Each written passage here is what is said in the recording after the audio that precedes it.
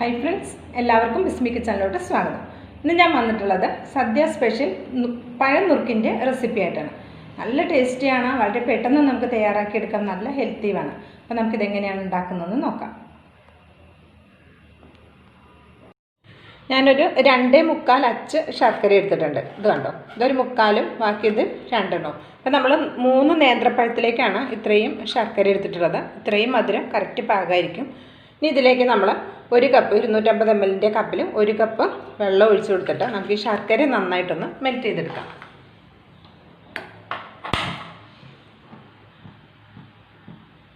അപ്പോൾ നമ്മൾ എടുക്കുന്ന പഴത്തിനനുസരിച്ച് ശർക്കരയുടെ അളവ് നമ്മൾ കൂട്ടിയെടുക്കണം. അപ്പോൾ ഈ ശർക്കര ഒന്നിവിടെ മെൽറ്റായി വരട്ടെ. അപ്പോൾ അതാ നമ്മുടെ ശർക്കര നന്നായിട്ട് മെൽറ്റായി വന്നിട്ടുണ്ട്. ഇനി നമുക്ക് ഇത് അടുപ്പത്തുനിന്ന് മാറ്റാം. എന്നിട്ട് ഇതിലേക്ക് നമ്മൾ വേറൊരു പാത്രം വെച്ച് കൊടുക്കാം.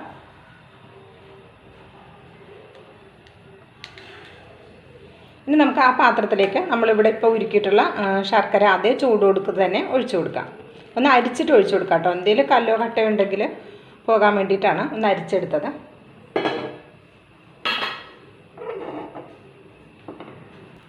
അപ്പോൾ നമ്മൾ ഈ അരിച്ചൊഴിച്ചു കൊടുത്തിട്ടുള്ള ഈ ശർക്കരയിലേക്ക് ഞാൻ 1 ടീസ്പൂൺ ചെറിയ ജീരകം ഞാൻ വറുത്ത് പൊടിച്ച് വെച്ചിട്ടുള്ളതാണിത്.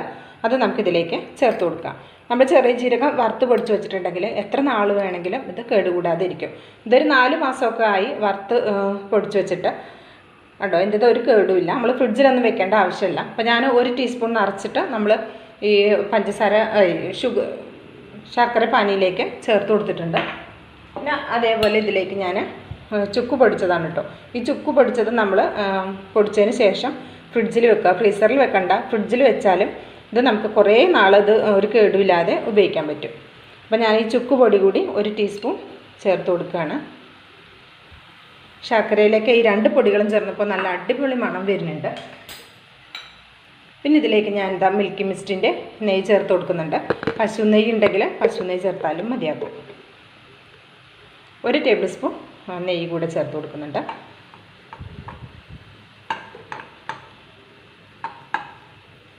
ഇനി നമ്മളിതിലേക്ക് പഴം ചേർത്ത് കൊടുക്കണം. ഞാൻ ഇതിലേക്ക് 3 നേന്ത്രപ്പഴമാണ് എടുത്തിട്ടുള്ളത്.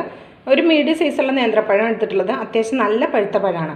നമ്മുടെ ഈ പഴം നുറുക്കിലേക്ക് നല്ല പഴുത്ത പഴമാണ്, നല്ല ടേസ്റ്റ് ഉണ്ടാവും കേട്ടോ. അപ്പോൾ നമുക്ക് ഈ പഴത്തിനെ ഒന്ന് തോലൊക്കെ കളഞ്ഞിട്ട് കട്ട് ചെയ്തെടുക്കാം.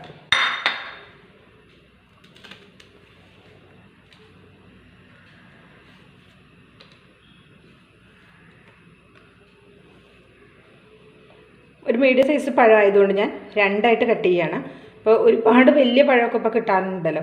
അപ്പോൾ അങ്ങനത്തെ പഴമാണെങ്കിൽ 3ആയിട്ട് നമുക്ക് കട്ട് ചെയ്തെടുക്കാം. ഇതുപോലെ ഈ ബാക്കി 2 പഴത്തിനെയും കട്ട് ചെയ്തെടുക്കാം.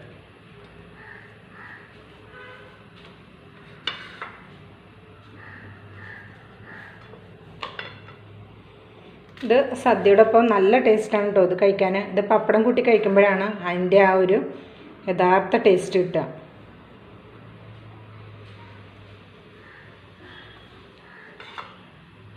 അപ്പോൾ ഞാൻ പഴം കട്ട് ചെയ്യുന്ന സമയം കൊണ്ട് ഇത് ഞാൻ ലോ ഫ്ലെയിമിലാണ് വെച്ചിട്ടുണ്ടായിരുന്നത്. ഇനി ഒരു മീഡിയം ഫ്ലെയിമിലേക്ക് മാറ്റിയതിന് ശേഷം നമ്മൾ ഇവിടെ കട്ട് ചെയ്ത് വെച്ചിട്ടുള്ള പഴം ചേർത്ത് കൊടുക്കാം. ശർക്കരപ്പാനിയാണ്, പഴം ഇടുമ്പോൾ ശ്രദ്ധിക്കുക, മേത്തേക്ക് തെറിക്കരുത് കേട്ടോ. ഇനി ഈ പഴം നമ്മുടെ ഈ ശർക്കരപ്പാനിയിൽ കിടന്നിട്ട് നന്നായിട്ടിത് കുക്കായി വരണം. അപ്പം നല്ല പഴുത്ത പഴം ആയതുകൊണ്ട് തന്നെ പെട്ടെന്ന് ഇത് പഴം കുക്കായി വരും. അപ്പോൾ നമുക്കൊരു മീഡിയം ഫ്ലെയിമിൽ വെച്ചിട്ട് ഇത് അടച്ചു വെക്കേണ്ട ആവശ്യമില്ല. മീഡിയം ഫ്ലെയിമിൽ വെച്ചിട്ട് നമുക്കിത് നന്നായിട്ട് പഴം വേവിച്ച് നമ്മുടെ ശർക്കരപ്പാനി ഒന്ന് വറ്റിച്ചെടുക്കണം. അതിന് ശേഷം നമുക്കിതിലേക്ക് ഒരു സാധനം കൂടി ചേർത്ത് കൊടുക്കാം. ഇപ്പം നമ്മുടെ പഴം ശർക്കരയിൽ കിടന്നിട്ട് നന്നായിട്ട് കുക്കായിട്ടുണ്ട്. ഒരു 8 മിനിറ്റ് മീഡിയം ഫ്ലെയിമിൽ വെച്ചിട്ട് നമ്മളിത് കുക്ക് ചെയ്തെടുത്തതാണ്. ഒരു 8 മിനിറ്റ് എടുത്തു ഈ ഒരു പരുവത്തിൽ എത്തിക്കിട്ടാനായിട്ട്. ഇനി ഞാൻ ഇതിലേക്ക് 1/2 കപ്പ് തേങ്ങ ചേർത്ത് കൊടുക്കുന്നുണ്ട്. ചെറുകിയ ഫ്രഷ് തേങ്ങയാണ് ഇത്. തേങ്ങ എടുക്കുമ്പോൾ അത്യാവശ്യം പച്ച തേങ്ങ എടുക്കാൻ നോക്കുക. ഉണങ്ങിയ തേങ്ങ ഇതിന് അത്രക്ക് ടേസ്റ്റ് ഉണ്ടാവില്ല. നല്ല പച്ച തേങ്ങയാണ് നല്ല ടേസ്റ്റ് ഉണ്ടാവുക. അപ്പോൾ ഞാൻ എന്താ ഒരു 1/2 കപ്പ് നിറച്ചെടുത്തിട്ടുണ്ട്. ഒരു മീഡിയം സൈസ് ഒരു മുറി തേങ്ങയാണ് കേട്ടോ ഇത്. ഈ 1/2 കപ്പ് എന്ന് പറയുന്നത് അത് നമുക്കിതിലേക്ക് ചേർത്ത് കൊടുക്കാം. തേങ്ങ ഒരല്പം കൂടിയാലും നല്ല ടേസ്റ്റാണ്. ഇനി അവസാനമായിട്ട് ഇതിലേക്ക് ഒരല്പം ജീരകം പൊടിച്ചതും ചുക്കിൻ്റെ പൊടിയും ഒന്നും കൂടി ഇതിലേക്ക് ഇട്ട് കൊടുക്കാം. അത് ഒരു 1/2 ടീസ്പൂൺ മാത്രമേ ഇട്ട് കൊടുക്കുന്നുള്ളൂ.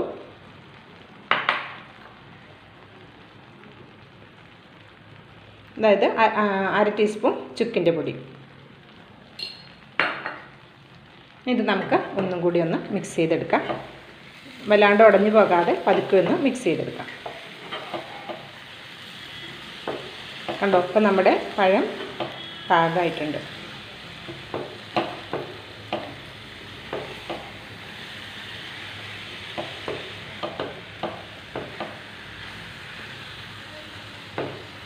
അപ്പോൾ അതാണ് ഞാൻ മിക്സ് ചെയ്തെടുത്തിട്ടുണ്ട്. ഇനി നമുക്ക് ഫ്ലെയിം ഓഫ് ചെയ്യാം. അപ്പോൾ ഇത്രേ ഉള്ളൂ. വളരെ ഈസി ആയിട്ട് നമുക്ക് സദ്യക്കൊക്കെ വിളമ്പാൻ പറ്റിയ നമ്മുടെ പഴനുറുക്ക് ഇവിടെ റെഡി ആയിട്ടുണ്ട്. അത് ചൂടാറിയതിന് ശേഷം നമുക്കൊരു പാത്രത്തിലേക്ക് സെർവ് ചെയ്യാം. നല്ല ടേസ്റ്റിയാണ്. കുട്ടികൾക്കൊക്കെ വളരെ ഇഷ്ടമാകുന്ന ഒരു ഐറ്റം കൂടിയാണിത്. ഹെൽത്തിയാണ്.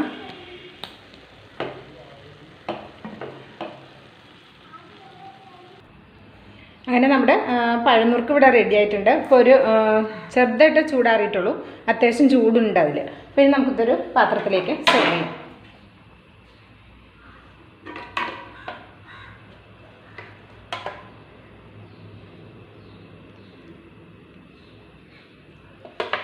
നല്ല അടിപൊളി മണവും നല്ല ടേസ്റ്റുമാണ് കേട്ടോ.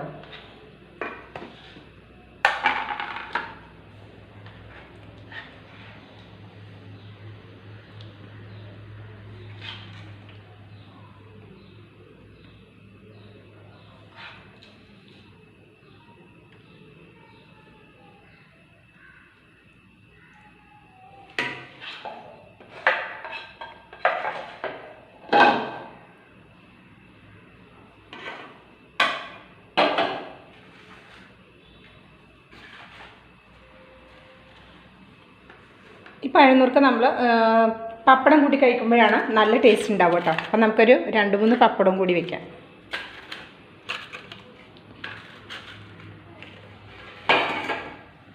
അപ്പോൾ നമ്മുടെ പഴനുറുക്ക് ഇവിടെ റെഡി ആയിട്ടുണ്ട്. ഇഷ്ടമായിട്ടുണ്ടെങ്കിൽ ഈ ഓണത്തിന് ഇതൊന്ന് ട്രൈ ചെയ്ത് നോക്കുക. ട്രൈ ചെയ്ത് നോക്കിയിട്ട് ഫീഡ്ബാക്ക് അറിയിക്കാൻ മറക്കരുത്. ലൈക്ക് ചെയ്യാനും ഷെയർ ചെയ്യാനും മറക്കരുത്. ബിസ്മി കിച്ചൺ എന്ന യൂട്യൂബ് ചാനൽ ഇതുവരെ സബ്സ്ക്രൈബ് ചെയ്തിട്ടില്ലെങ്കിൽ ഒന്ന് സബ്സ്ക്രൈബ് ചെയ്തോളൂ. ആ ബെല്ലൈക്കൺ ഒന്ന് എനേബിൾ ചെയ്ത് വെച്ചാൽ നമ്മൾ അപ്ലോഡ് ചെയ്യുന്ന വീഡിയോസിൻ്റെ നോട്ടിഫിക്കേഷനൊക്കെ കറക്റ്റായിട്ട് ലഭിക്കും. ഇൻഷാ അല്ലാഹ് അടുത്തൊരു വീഡിയോയിൽ വരുന്നവരെ എല്ലാവർക്കും നന്ദി, നമസ്കാരം.